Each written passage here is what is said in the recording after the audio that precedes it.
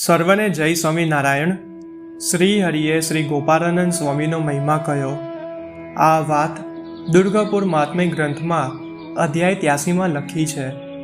શ્રી ચૈતન્યાનંદ સ્વામીએ કહ્યું, હે ભૂપતે, લાડુબાના મનોહર ઓરડાનો ચોક વિશાળ, લાંબો અને સુશોભિત છે। એક વખત રાત થોડી વીતી હતી, આકાશમાં તારાઓ ઝગમગી રહ્યા હતા। ત્યારે તે ચોકમાં ગાદી તકીઓ બિછાવીને તૈયાર કરેલા સુંદર પલંગ ઉપર પ્રભુ શ્રી હરિ વિરાજ્યા હતા। નક્ષત્ર સમૂહ વચ્ચે શરદ પૂર્ણિમાનો ચંદ્રમાં જેમ શોભે તેમ પોતાના પ્રેમી ભક્તોની વચ્ચે શ્રી હરિ અત્યંત શોભતા હતા। શ્રી હરિ ધર્મ જ્ઞાન આદિથી પૂર્ણ ઉપદેશરૂપ વચનામૃત વરસાવી રહ્યા હતા। શ્રી હરિના તે ઉપદેશ વચન જીવના સંસાર સંબંધી બંધનને કાપનારા હતા, અમૃત કરતાં પણ શ્રેષ્ઠ હતા, સાંભળવામાં રમણીય લાગતા હતા અને સુખદાયી હતા। હે રાજન, ચમકતા તારાઓથી ઉજ્જવળ જણાતા આકાશ તરફ શ્રી હરિએ જોયું। પછી મુનિવર્ય સદગુરુ શ્રી ગોપાળાનંદ સ્વામીને બોલાવડાવ્યા। શ્રી હરિ જેને અતિ પ્રિય છે આવા સદગુરુ શ્રી ગોપાળાનંદ સ્વામી હરખતે હૈયે શ્રી હરિની પાસે આવ્યા। તેમને અને સભામાં બેઠેલા સંત હરિભક્તોને પગે લાગીને તેમની પાસે બેઠા। પછી શ્રી હરિએ શ્રી ગોપાળાનંદ સ્વામીને કહ્યું, જ્યોતિષ શાસ્ત્ર આદિમાં કહેલા તારાઓ આકાશમાં 9 લાખ જેટલા છે। યોગા અભ્યાસથી દુર્બળ દેહવાળા હે યોગીરાજ, તે તારાઓમાં કેટલાક તો નામથી પ્રસિદ્ધ છે અને તે તમે જાણો છો। ત્યારે શ્રી ગોપાળાનંદ સ્વામીએ પોતાના ઈષ્ટદેવ શ્રી હરિને કેટલાક તારાઓના નામ ગણી બતાવ્યા। પછી શ્રી હરિએ શાસ્ત્રમાં કહેલી ખગોળની વાત પ્રસન્ન મનથી કહી। શિશુમાળ નામે ચક્રની સ્થિતિ શાસ્ત્રમાં વર્ણવી છે તે કહી। વળી ભક્તોને રાજી કરતા શ્રી હરિએ ભૂગોળની પણ વાત કહી। પછી ફરીને શ્રી હરિએ પોતાના ભક્તોને કહ્યું કે આ મુનિવર્ય શ્રી ગોપાળાનંદ સ્વામીએ વધારે પડતો જ્યોતિષ શાસ્ત્રનો અભ્યાસ જોકે નથી કર્યો, છતાં પણ તેમની બુદ્ધિ વિશાળ હોવાથી તેઓ ત્રિકાળ જ્ઞાની છે અને વિદ્વાનોમાં સર્વોત્તમ છે। સર્વ સદ્ગુણોથી દીપતા આ મુનિરાજ બધું જ જાણે છે। હે ભક્તો, આણે શ્રી કૃષ્ણ ભગવાનની જેમ રાજયોગ સિદ્ધ કર્યો છે, તેમના જેવી જ અનેક કળાઓ, ઐશ્વર્ય અને શક્તિથી યુક્ત આ શ્રી ગોપાળાનંદ સ્વામી છે। આણે અષ્ટાંગ યોગ સાધ્યો છે।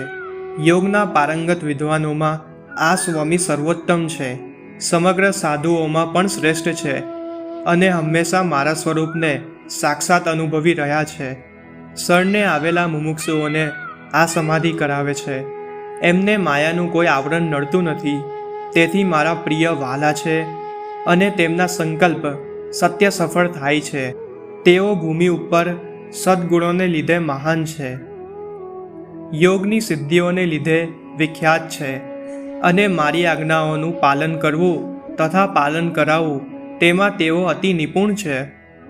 સર્વ અવતારોનું કારણ એવો હું અત્યારે અહીં વર્તમાન છું, તેથી તેમનું બધું ઐશ્વર્ય ચંદ્રમાનું તેજ જેમ સૂર્યમાં વિલીન થાય છે તેમ મારા સ્વરૂપમાં લીન થયેલું છે।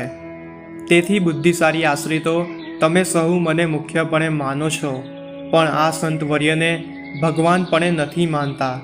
જ્યારે હું આ દુનિયામાં જો ન હોઉં તો લોકો સર્વ સદ્ગુણ સંપન્ન આ સંતવર્યને જ આ ભગવાન છે એમ માને।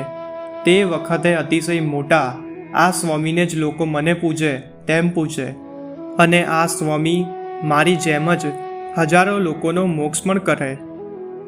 આ શ્રી ગોપાળાનંદ સ્વામીમાં અવતારોના સમાન ઐશ્વર્ય રહ્યું છે, મહામુક્ત છે, આમાં મહાન ગુણો રહ્યા છે અને અક્ષર મુક્તોમાં મુખ્ય છે અને તમે સૌ નિશ્ચિંત રીતે સમજો। હે ભક્તવર્યો, સદગુરુ શ્રી મુક્તાનંદ સ્વામી, મુનિવર્ય શ્રી નિત્યાનંદ સ્વામી, સંતવર્ય શ્રી બ્રહ્માનંદ સ્વામી, સાધુ શ્રેષ્ઠ શ્રી સતાનંદ સ્વામી, સંતોમાં મોટેરા વૃદ્ધ આત્માનંદ સ્વામી, સંત શ્રેષ્ઠ આનંદાનંદ સ્વામી, મુનિવર્ય શ્રી નિષ્કુળાનંદ સ્વામી, મારી સાથે કાયમ રહેતા સાધુવર્ય શ્રી સુકાનંદ સ્વામી, ભગવાન જેને પ્રિય છે આવા સાધુ શ્રેષ્ઠ શ્રી ગુણાતીતાનંદ સ્વામી, મુનિરાજ શ્રી અક્ષરાનંદ સ્વામી, શ્રી નૃસિંહાનંદ સ્વામી, સંતવર્ય શ્રી પરમાનંદ સ્વામી, શ્રી પ્રેમાનંદ સ્વામી, સંતોમાં શ્રેષ્ઠ શ્રી કૃષ્ણાનંદ સ્વામી, શ્રી સ્વરૂપાનંદ સ્વામી, સંત શ્રી અખંડાનંદ સ્વામી, શ્રી કેવલ્યાનંદ સ્વામી અને શ્રી સ્વયં પ્રકાશાનંદ સ્વામી વગેરે સદ્ગુણોના ભંડાર જેવા મોટા સંતો, શ્રી હરિના વાલા નૈષ્ટિક વર્ય શ્રી મુકુંદાનંદ સ્વામી, બધા ધર્મવંશીઓ, દરબાર શ્રી દાદા ખાચર, મારા આશ્રિત મયારામ ભક્ત નામે ગૃહસ્થ ભક્ત મારા સ્વરૂપને વિશે વિશાળ પ્રેમાત્મક ભક્તિ કરનારા, ધર્મ જ્ઞાન આદિ સદ્ગુણોથી સંપન્ન અને મારી આજ્ઞાનું પાલન કરવામાં નિરંતર તત્પર રહેતી જીવુબા આદિ સમગ્ર મહિલાઓ મારા આશ્રય રહેલા આ ઉપર કહેલા બધામાં મારા પ્રતાપથી મારા પ્રાગટ્યના જેવું જ પરમ ઐશ્વર્ય રહ્યું છે. જો હું આ લોકમાં વિદ્યમાન ન હોઉં તો ઉપર કહ્યા તે બધા ભગવાનની જેમ જ પૂજાય અને ભગવાન જેવું જ સામર્થ્ય પામે, આમાં કોઈ સંદેહ નથી. આ સમગ્ર અક્ષરધામમાં રહેલા અક્ષર મુક્તો છે. મારા આવિર્ભાવની સાથે જ આ બધા ભૂમિ ઉપર પ્રાદુર્ભાવ પામ્યા છે. રમા, લક્ષ્મી આદિ સર્વ શક્તિઓનો પણ સુખકારી પ્રાદુર્ભાવ અત્યારે થઈ ચૂક્યો છે, એમ તમે બધા નિશ્ચિંત જાણો. તમે સહુ મારા સ્વરૂપના દ્રઢ નિશ્ચયવાળા છો. આમ જાણીને આ રહસ્યભૂત વાતો એટલે કે ગોપનીય વાતો તમને કહી છે. આ વાત તમારા હિત માટે કહી છે અને તે તમારું કલ્યાણ કરનારી છે. જ્યારે બ્રહ્માના આયુષ્યનો એક પૂર્વાધ ભાગ વીતે ત્યારે અક્ષરાધિપતિ હું આ ભૂમિ ઉપર પ્રગટ થાઉં છું. પરાતઃ પર હું દયા કરીને આ ભૂમિ ઉપર પ્રગટ થાઉં છું. તેથી મારે શરણે આવેલા તમારું સૌનું અત્યંત મહાન ભાગ્ય છે. હે ભક્તો, અક્ષરધામ વગેરે ધામમાં રહેલા દિવ્ય મુક્તો અને મૂર્તિઓ બીજા લોકોને ખબર ન પડે તે રીતે અહીંયા મારા દર્શન કરવા આવે છે. જે બધા અવતારો છે, લક્ષ્મીજી અને રાધિકાજી આદિ જે શક્તિઓ છે, માયા, પુરુષ, વૈરાજ, બ્રહ્મા, વિષ્ણુ અને શંકર આદિ આ સમગ્ર મારા દર્શન કરવા માટે લોકો ન દેખે તે રીતે કાયમ અહીંયા આવે છે. તેથી જ તમે બધા મને સર્વ અવતારોનું કારણ હું છું એમ ચોક્કસ રૂપમાં સમજો. દિવ્ય વેદાંતના મંત્રો અને બ્રહ્મા, શિવ આદિક બધા મારા ચરિત્ર અને ગુણ આદિનું ગાન આદરથી કરે છે. આટલું બોલીને શ્રી હરિએ ત્યાં સભામાં બેઠેલા પોતાના ભક્ત સહુ સંત હરિભક્તોના ઉપર દયા કરીને પોતાના પૂર્વના નામ, રૂપ, ગુણ વગેરે યથાર્થ રીતે કહ્યા. વળી કહ્યું કે તમારા સહુએ શુભ અંતરદ્રષ્ટિ કરીને હૃદયમાં ચિંતન કરવું, તેથી તમે સહુ પોતાના પૂર્વના નામ, સ્વરૂપ ઇત્યાદિને સ્પષ્ટ રીતે જોઈ જાણી શકશો. પછી સભામાં રહેલા સહુએ શ્રી હરિના કહેવા મુજબ પોતાના હૃદયમાં ચિંતન કર્યું.